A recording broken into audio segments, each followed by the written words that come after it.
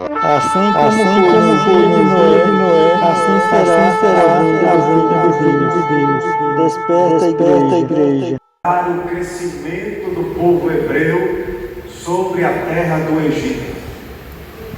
A Bíblia diz que eram tantos que até os opressores que oprimiam e escravizavam o povo egito, eles se fatigavam em dar trabalho para o povo hebreu. Veja o tamanho em qual o povo hebreu era. Eles começaram a oprimir. O primeiro decreto: escraviza o povo, oprime o povo, para que o povo não cresça.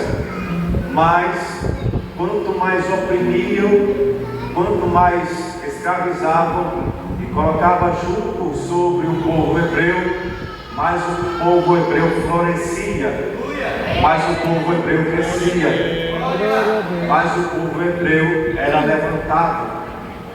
Em meio a este decreto, Faraó também coloca outro decreto para tentar parar o crescimento do povo hebreu, mais uma vez. E este decreto é que toda criança que nascesse e fosse do sexo masculino, ele deveria ser morto no rio Nilo. Glória a Jesus. E assim foi obedecido.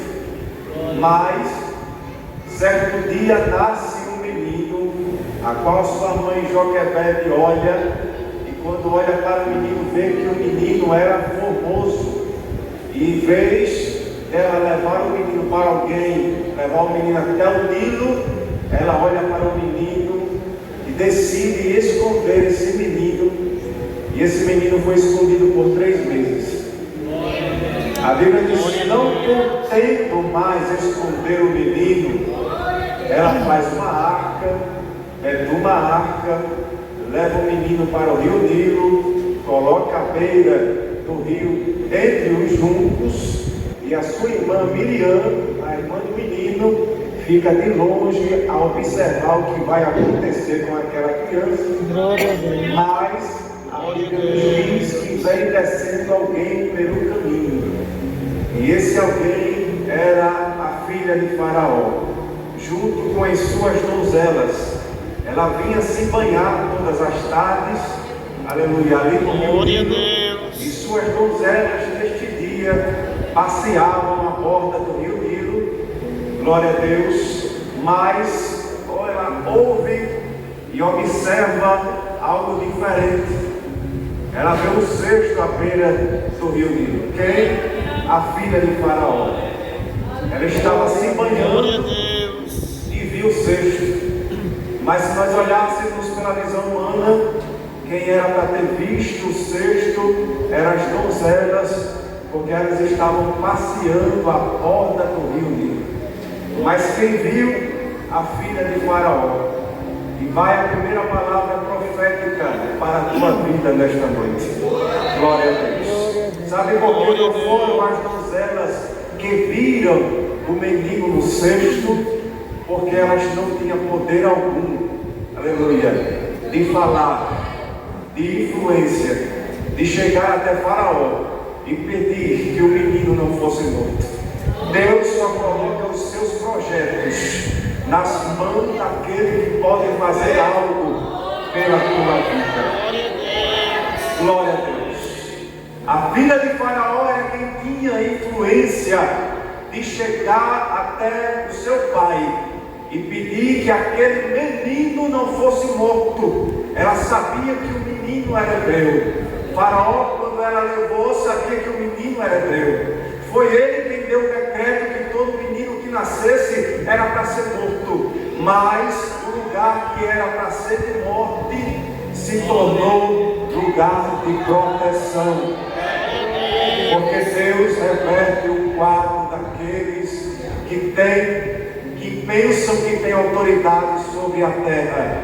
Mas quem tem autoridade é aquele que está sentado sobre um alto e sublime trono, e que tem todo o controle na palma das suas mãos. Faraó tinha decretado que era para morrer, mas quando a sua filha chega com um menino e disse: eu quero, o Faraó disse: é teu. Deus não vai te colocar na mão de de quem não pode te ajudar, não. Deus vai te colocar na mão daqueles que podem te ajudar a levar a você avante. Aleluia. Prosseguindo, pegado na tua mão, não deixando você sozinho, não te abandonando. Glória a Deus. Eu não vejo a mão de Deus só quando ele apareceu na sarça e falou com Moisés, não. Eu vejo a mão de Deus desde o nascimento de Moisés. Porque Moisés não nasceu, cresceu para ter uma chamada específica, não. Moisés, ele nasceu com uma chamada específica na terra para fazer a vontade de Jesus. Glória a Deus. Glória a Deus.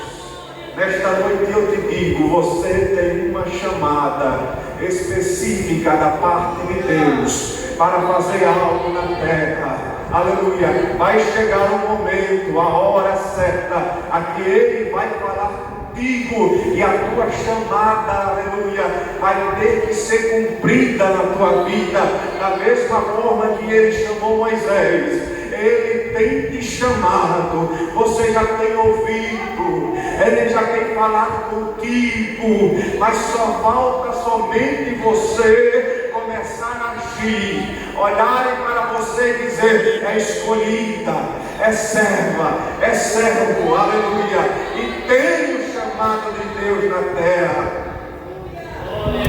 Glória a Deus Deus. em todo o capítulo, em todo o versículo de Gênesis e Apocalipse, Deus está no controle de todas as coisas e de toda situação. O menino é levado agora para sua mãe, para que sua mãe o alimente, o amamente. E no período de desmame, o menino é trazido novamente para a filha de Faraó, aonde ele é criado nas leis, nas doutrinas, nos ensinos, nas artes de guerra, na arte de guerrear no Egito. E ele aprende tudo isso, e é onde começa a primeira fase da vida de Moisés, de 40 anos, a qual ele passou na terra do Egito. Quando Moisés já era grande, ele viu o egípcio oprimir o hebreu. E quando ele viu o sangue, queimou mais alto, o seu coração bateu mais forte, e ele foi defender a sua sanguinidade, o seu povo. E que quando ele olha, ele defende o seu povo, e ali ele causa a morte daquele egípcio, e esconde ele na areia. Mas no outro dia ele percebe que aquilo foi descoberto. Então ele foge da face de Faraó e vai para a terra de Midian, se esconder-se, fugir da presença do rei. Aqui é onde começa a segunda fase da vida de Moisés, aonde ele passou mais 40 anos, mas agora no deserto de Midian, sabendo que o total de fases foram 3: 40 anos no deserto, 40 anos no Egito e 40 anos guiando o povo de Deus em meio ao deserto até quase as portas de Canaã. E nós sabemos que o mais difícil da parte de Moisés e de Deus não foi tirar o povo do Egito, não. A parte mais difícil de Deus e da vida de Moisés foi tirar o Egito de dentro do povo. Porque o povo estava tão arraigado com a cultura, com a religião do Egito, com o que o Egito oferecia, que em meio ao deserto Deus providenciou coisas, e mesmo assim, em meio ao deserto, o povo recebendo as glórias, os milagres de Deus, o povo ainda desejava voltar para o Egito, aleluia, para comer das suas verduras, para participar das coisas que o Egito oferecia e da sua cultura. Mas Deus foi vencedor, porque aqueles que chegaram até Canaã não chegaram mais com o Egito, chegaram dirigidos pelo poder e a majestade do Todo-Poderoso Deus. Glória a Jesus. E Moisés agora se encontra no deserto de Midian, aonde ele encontra Jetro, seu futuro sogro, aonde ele encontra Zípora, sua futura esposa, e eles se casam, e Moisés constitui uma família em meio ao deserto.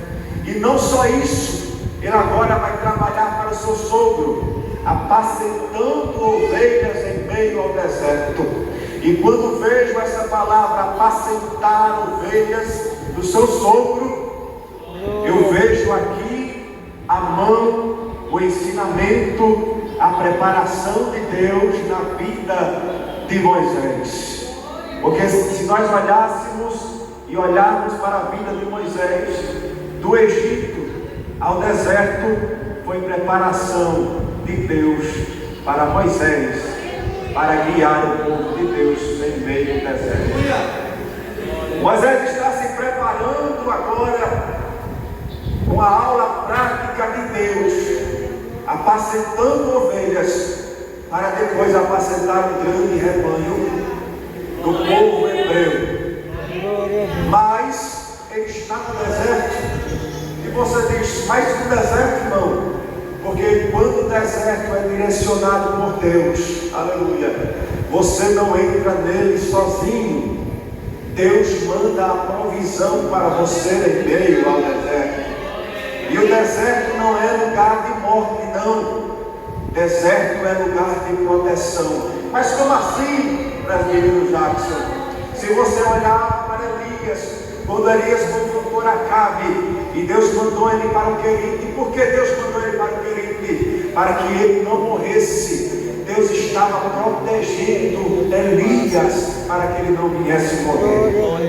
E que Elias, quando foi para o deserto, Deus disse, eu já tenho preparado pão, já tenho preparado água, e em meio ao Querite há um ribeiro para você desfrutar de pão, de água e de comida.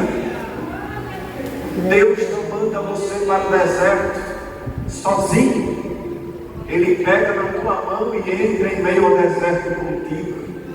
Da mesma forma, Mefibosete, Esaú morre, seu pai morre, seus tios morrem, e a primeira missão da ama que cuida daquele menino é que salvar aquele menino, porque o rei que pudesse assumir o trono, ele mataria toda a descendência do rei para que não houvesse ali disputa sobre o reino. E ele leva aquele menino que cai, fica coxo, mas ele é levado para o Querite. Aquele menino é protegido em meio ao Querite de morte, porque se ele estivesse em Jerusalém, ele morreria. Mas ele está no Querite, no deserto, mas está vivo. É melhor estar vivo em Lodebar ou estar morto em Jerusalém? É melhor estar vivo em meio ao deserto, mas estando protegido por Deus em meio ao deserto. Glória a Deus. Mas todo o deserto é para você dar glória. Ele tem começo. Todo deserto ele tem meio, e todo deserto ele tem fim. Todo processo em qual você entra, saiba de uma coisa, vai ser doído, mas vai ter gemido, vai ter choro, vai ter lágrimas, vai ter muitos dias você de joelho perante a sua cama, vai. Mas a promessa é que você vai chegar do outro lado. Aleluia. O choro pode durar a noite inteira, mas a promessa é que a alegria vem pelo amanhã. O choro ele pode até durar, mas a certeza é, a alegria ela chega quando o dia amanhecer. Você não passa sozinho.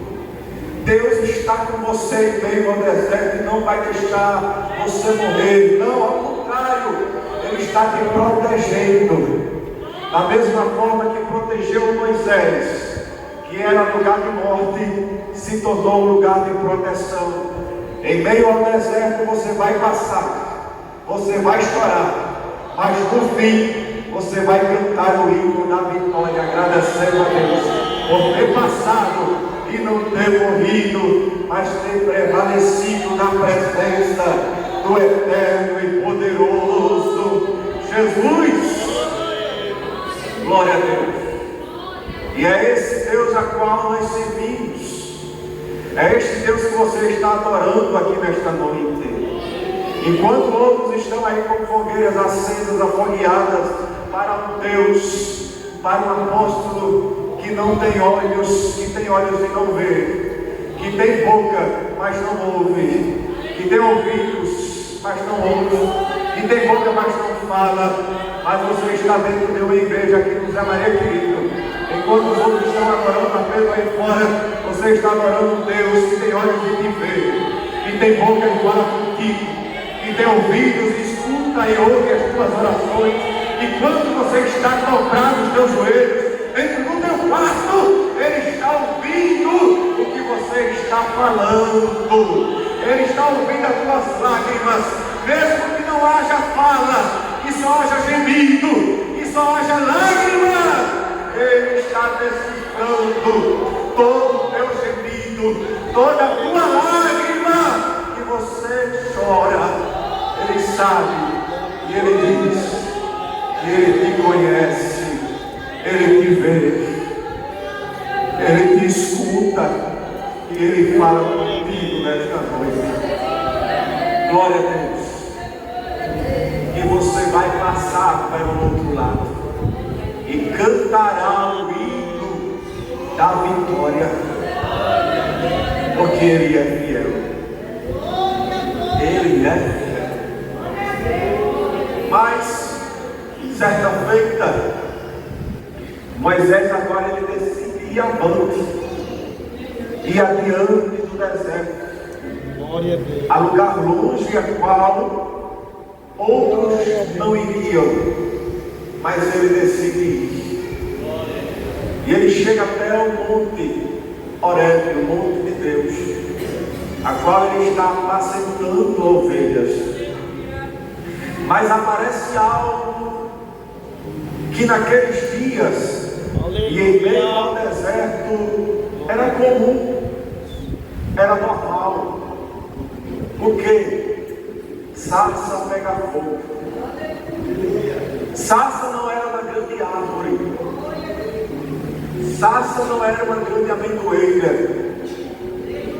ou uma grande oliveira, não. Sarça era pequena, do tamanho desse vaso aqui. Mas em meio a essa sarça havia um fogo.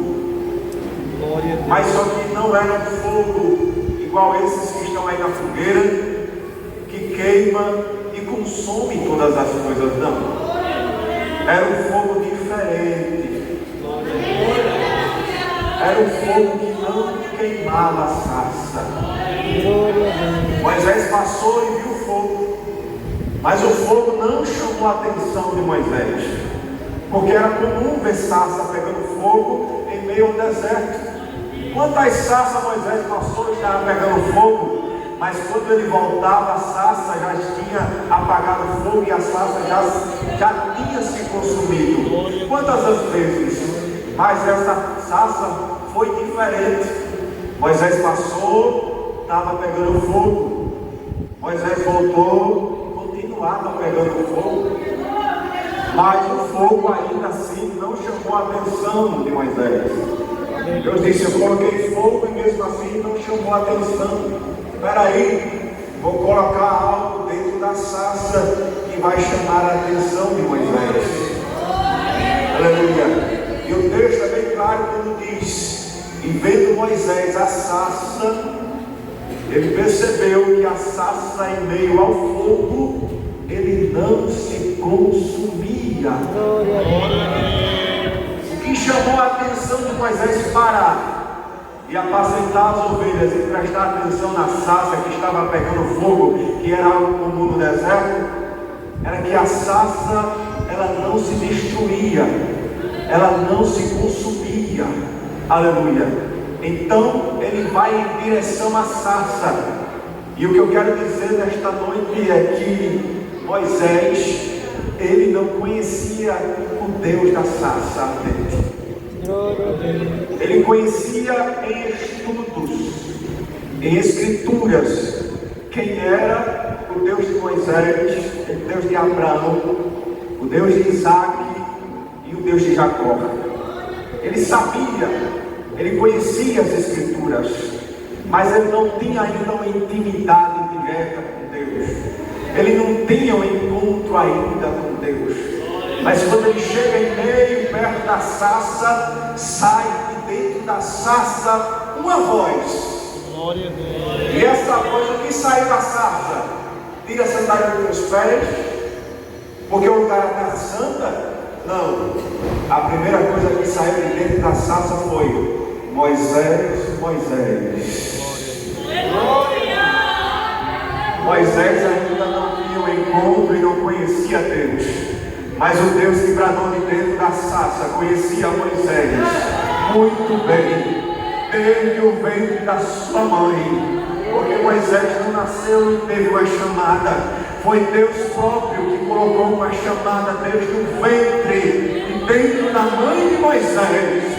E quando Deus repete novamente o nome Moisés, e quando ele diz novamente Moisés, Deus te dizendo: eu te conheço desde o ventre, Moisés. Eu te conheço, eu sei as tuas fraquezas, eu sei aonde tu és forte, eu sei aonde tu és fraco, eu sei aonde tu choras e aonde tu se alegra, eu sei aonde tu pisas, eu sei aonde tu andas. Aleluia. A tudo aquilo em que você pensar, eu te conheço. Eu te conheço desde o ventre da tua mãe. Você não está sozinho. Deus está com você. Glória a Deus. O mesmo Deus que bradou dentro da sarça, Ele ainda brada nos dias de hoje e chama você pelo teu nome. Ele te conhece, Ele te ouve, Ele escuta os teus gemidos e você não se encontra só. Glória a Deus. Glória a Deus. Tire os sapatos dos teus pés, porque o lugar em que tu estás é terra santa. Não porque o lugar é santo, mas porque a presença de Deus fez com que aquele lugar se tornasse santo. Santo. Sabe aonde você está nesta noite, sentado aqui, dentro desta igreja? Você não está mais na terra, você está no lugar santo dos santos. Diante do grande eu sou o que sou. O eu sou está aqui nesta noite, bradando no teu coração e dizendo: tu és meu, tu tens chamada, eu te conheço, eu passo contigo em meio ao deserto e você não está sozinho. O que chamou a atenção de Moisés? A sarça, porque não se consumia. Ali era uma teofania de Deus. Quando a Bíblia diz: e o anjo do Senhor apareceu a Moisés, a Bíblia está escrita com A maiúsculo. Algumas Bíblias está escrita com A minúsculo. Porque se fosse com A minúsculo, era qualquer tipo de anjo, qualquer anjo. Mas se a tua Bíblia estiver escrita com A maiúsculo, é porque ela está mais perto do original. E quando aparece o anjo do Senhor com A maiúsculo, saiba de uma coisa: não é qualquer anjo. Não é qualquer um. É a própria presença de Deus no meio da sarça dele. Aleluia. Pastora lá. Glória a Próprio Deus bradando de dentro da sarça, dizendo: Moisés, Moisés, eu te conheço, Moisés. Glória a Deus. E o que chamou a atenção de Moisés não foi o fogo, mas foi a sarça, porque a sarça não se consumia. E eu quero te dizer algo nesta noite, que a nossa igreja, a religião pentecostal, ela às vezes se incomoda de que pensar que só quem tem fogo é indício da presença de Deus. Eu digo que não.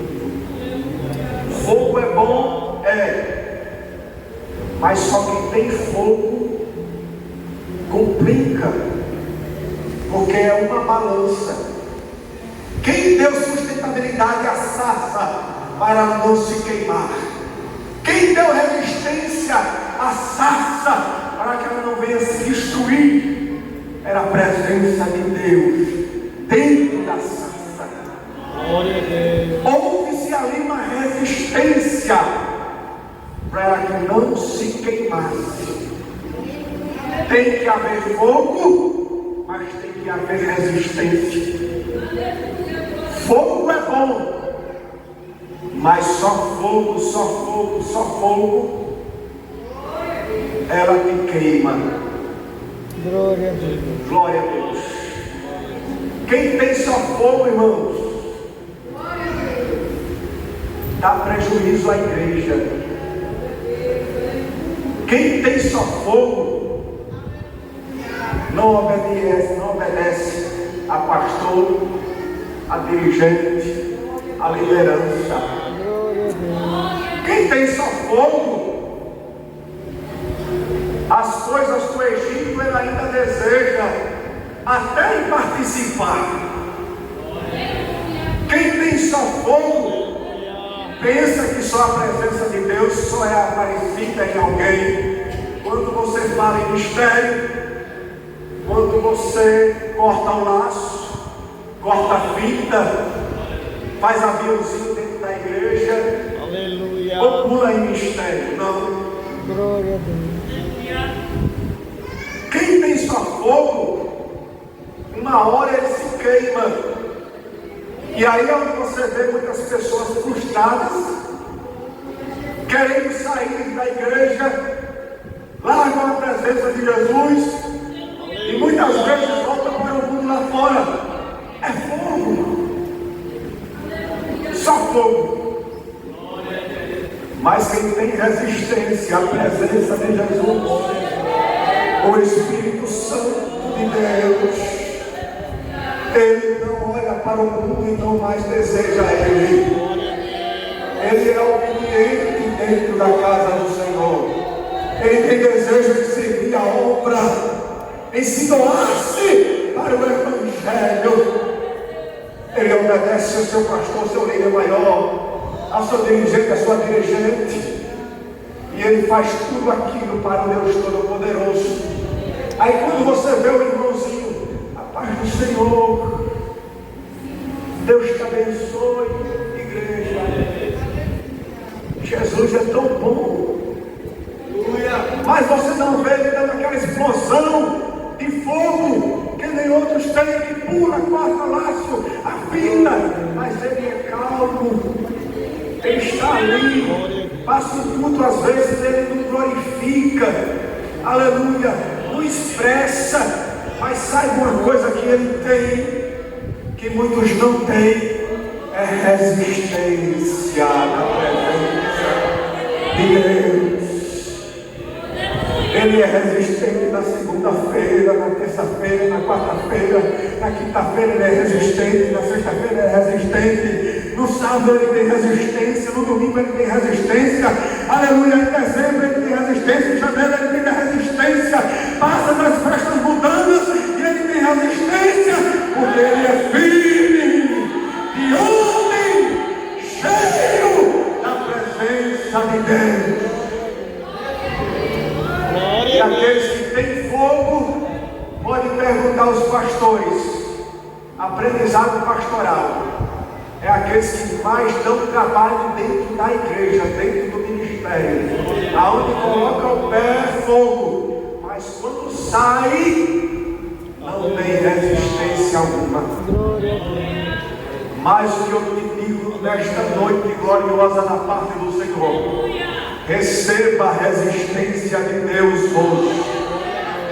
A resistência de Deus é a presença dele dentro de você, é o Espírito Santo dele dentro de você, aleluia. Os manjares do mundo vão chegar até você, mas você vai rejeitar todos, porque você é resistente. Você tem fogo, tem, mas a sua resistência é maior do que o fogo. A tua resistência é maior do que o mundo. A tua resistência é maior do que o Egito. Deus já te tirou do Egito e você não vai voltar para o Egito. Você é santo, você é salvo, você é liberto, você é resistente às coisas do mundo lá fora. Glória a Deus. Deus te deu resistência para você suportar as coisas do mundo. Glória a Deus. Aleluia. Poder de resistir foi o que Deus te colocou na sua vida. Glória a O Deus. mesmo poder que bradou de dentro da sarça e estava no meio da sarça, ele está dentro de você, bradando, Glória a Deus. queimando o seu coração. É o Espírito bradando na tua vida. Quer ver o início de que alguém é cheio do fogo, mas é resistente? Não é porque ele marcha, pula da cambalhota, vai de um para lá, vai de um para cá, não. É a resistência que ele tem. Glória a Deus. Quando você vê alguém com muito fogo, olha a vida dessa pessoa. Glória a Deus. Olha o testemunho de vida na sociedade, em sua casa, com sua família. Mas quando você vê alguém fiel a Deus, pode ser quem for, pode ser qualquer um, cheio da presença, mesmo que chegue aqui e não tenha nada para dizer, mas saiba que ele tem resistência da presença de Deus na sua vida. E o mesmo Deus que falou em meio à sarça, ele te conhece desde o ventre da tua mãe. Glória a Deus. E ele não desiste de você. Tem um mundo aí cheio de influências. Qual influência você segue? A influência do Egito ou a influência do Espírito Santo? Saiba que a Bíblia de Gênesis e Apocalipse, ela te confronta contra o pecado. Mas se você acha que leva uma vida sem confronto, que Deus não te confronta, eu vou te dizer uma verdade nesta noite: você não está servindo ao Deus da Bíblia Sagrada. Você está servindo ao seu próprio ego, ao seu próprio Deus. Porque Deus, ele te confronta de Gênesis a Apocalipse. Se você vê a Bíblia Sagrada, a palavra é renúncia, a palavra é que você se conserte, se arrependa e seja cheio do Espírito Santo de Deus.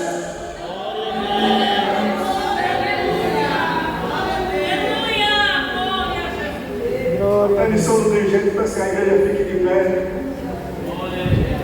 Glória a E Deus. meu primo Nildo, Glória a Deus. ele ele louve a Deus com o segundo hino agora de louvor. E estaremos orando pela vida da igreja. Como o presbítero Felipe disse, vocês foram os remanescentes que chegaram até aqui nesta noite. Muitos estão no